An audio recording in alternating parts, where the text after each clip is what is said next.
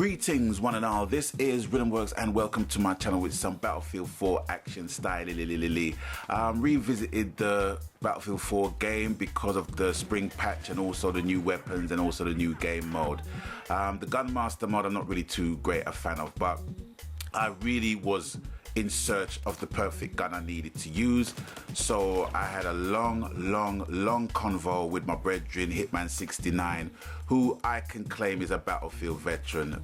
We went through a lot of the guns in conversation, and because he knows my gameplay, my game style, he suggested quite a few weapons to me, and I tested them out, and although they felt okay, they felt good to use, they just felt a little bit heavy. And in comparison to the MPX that I use in Battlefield Hardline, I know there's no real comparison between the guns in Hardline and Battlefield. Obviously the guns in Battlefield 4 are much better than Battlefield Hardline, that goes without saying, but I really wanted to use a weapon that was familiar in terms of size, in terms of weight, and in terms of stopping power. So he suggested the UMP45, and I have to say I have found my gun. Definitely, I have found my gun on the engineer class is the UMP45.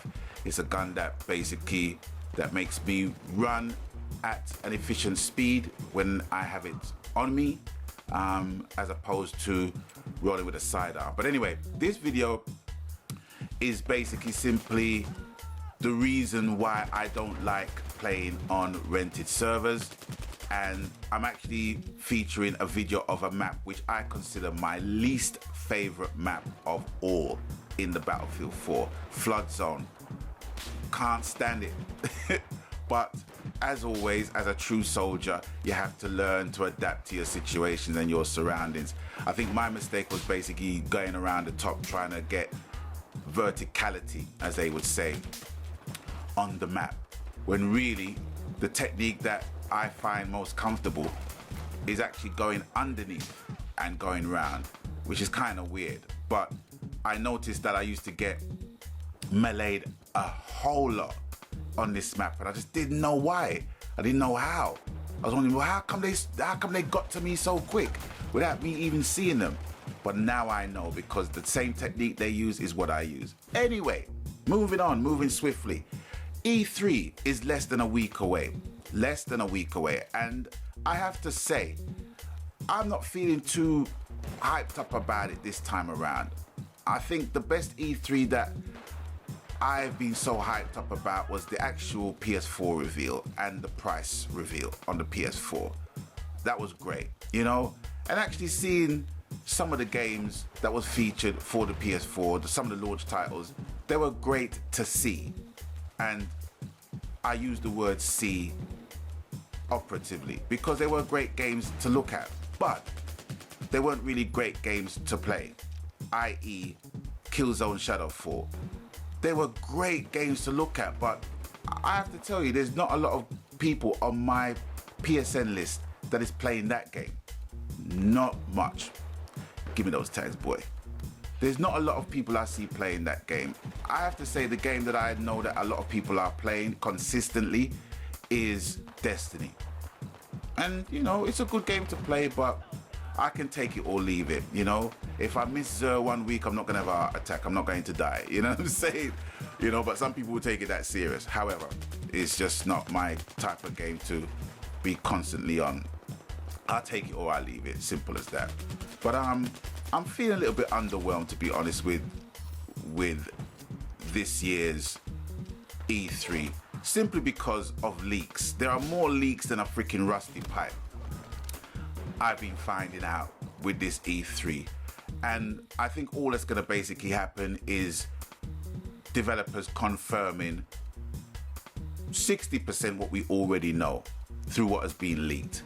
And you know, the operative term of leaks, I think, is being used in a very cynical way as well by the developers. I have to say, I'm sorry, but it's being used in a cynical way. I like to be surprised when E3 comes about by them saying, okay, we have a release date, we have this is now available in your PS Store to download now, blah, blah, blah, blah. You know what I mean? If they kept on using those things, those tactics, to gauge our interest and what have you, I think E3 will be good, you know, but I don't think that E3 is going to really have a lot of surprises from my standpoint. To be honest with you, give me them freaking tags, boy. Yeah, so it's not really going to have that much of a surprise element for me, in my opinion, but I could be proved wrong. But the number one thing I really think that E3 should basically sort out, you know, surprisingly, unsurprisingly, is to actually modify the fucking PS4. They need to fix the PS4 console. They really, really need to fix the PS4 console. I was having a conversation with my brethren Hitman, and you know, as I mentioned that, he was basically saying, do not get me started. So it is a thing that people are feeling strongly about. I really do think that the PS4 needs to sort itself out in terms of its efficiency as a console. Now, in comparison with the PS3 and the PS4, right? The PS4 has got some new features that has not been seen before on the PS3. But having said that, the PS3 has got some features that are great, that are not on the PS4. Simple thing like themes. A simple little thing like themes, you would think that would be standard procedure to be featured on a PS4 as standard, but it's not being featured, you know. Why is that? It seems like,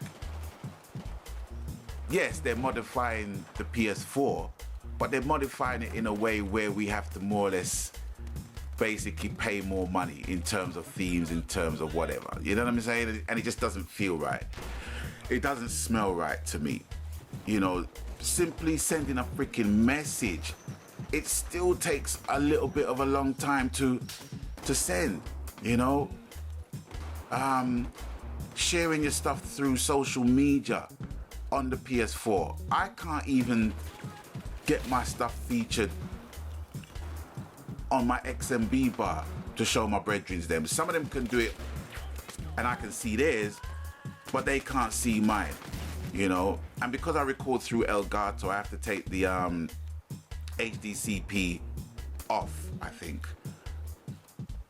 And when I do that, maybe I'm not able to basically put stuff up. But then, you know, I switch it, turn my Elgato off, record gameplay, edit my gameplay on Share Factory and try and share the shit, and I can't fucking do it. I cannot do it. And I think, you know, we've gone, what, over a year and a half now with the console. Something needs to be done. You know, we need to have a fully optimized console by now. You know, with the games, yeah, there's been some good games, but it's been underwhelming, to say the least, you know, with a majority of the games that we thought were going to play good. You know, we can't just have games looking good and not fucking playing good. You know what I mean? I don't care, you know. I could play Pong and be captivated with Pong than some of the games that I've seen on the PS4. Seriously, I'm not joking, you know, but is what it is. Yeah, so my thing is that the PS4 as a console should have a massive upgrade. And if they mention that in E3, you know, I'd be relatively satisfied, because some of the games that are coming out for the rest of the year, there are a couple that I'm interested in.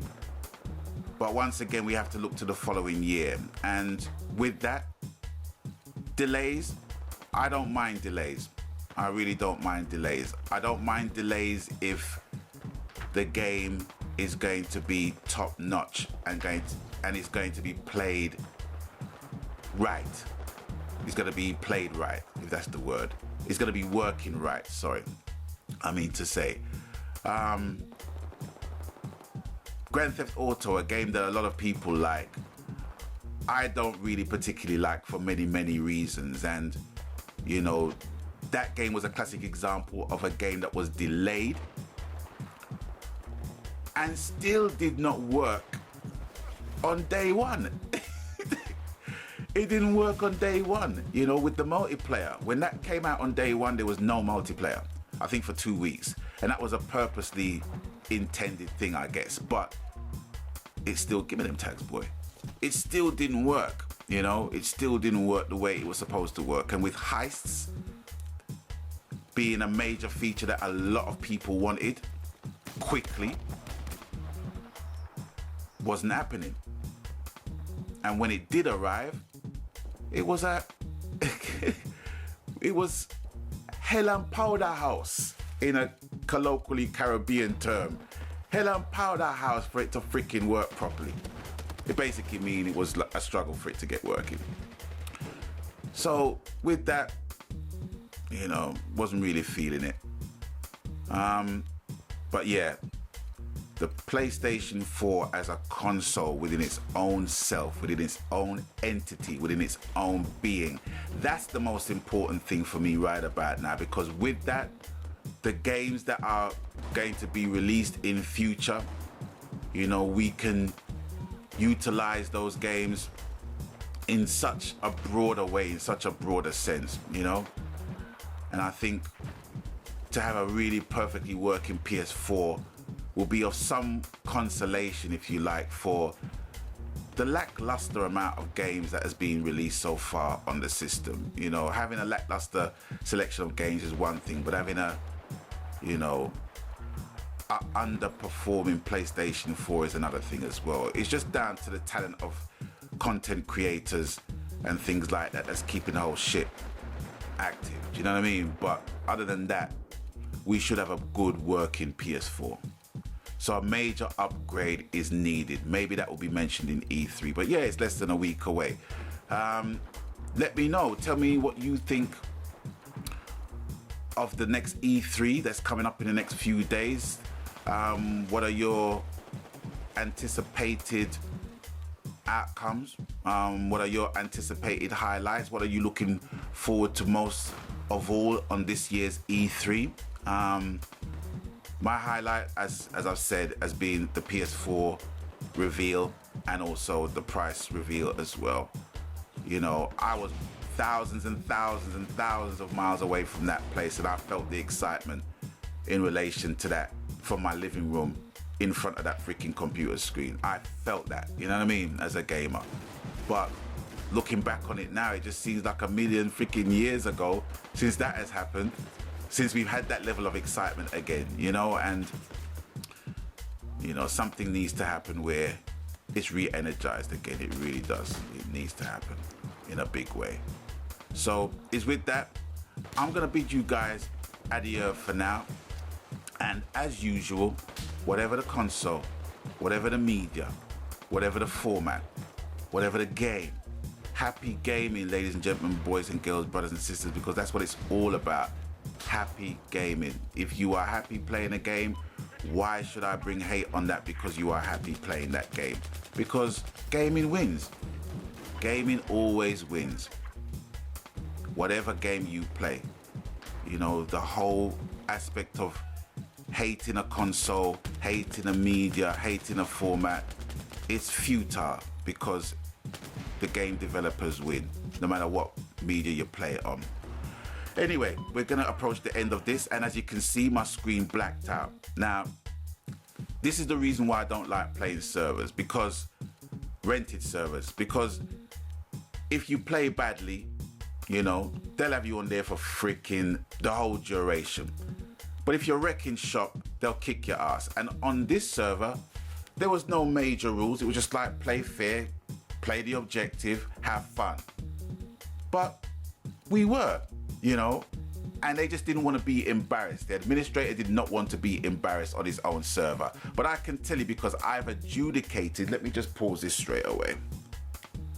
Yeah, the adjudicator has basically gone into town with this video, namely me, and has worked out the amount of KDs we've had as a crew. It was myself, Valsgard, and Hitman on the match. And I can say my KD ratio was 14-9 with 2 suicides. Not 14-9, was it 14-9? Yeah, 14-9, sorry. Yeah, let me start again. My KD ratio was 14-9 with 2 suicides. Valsgard's KD ratio was 16-9.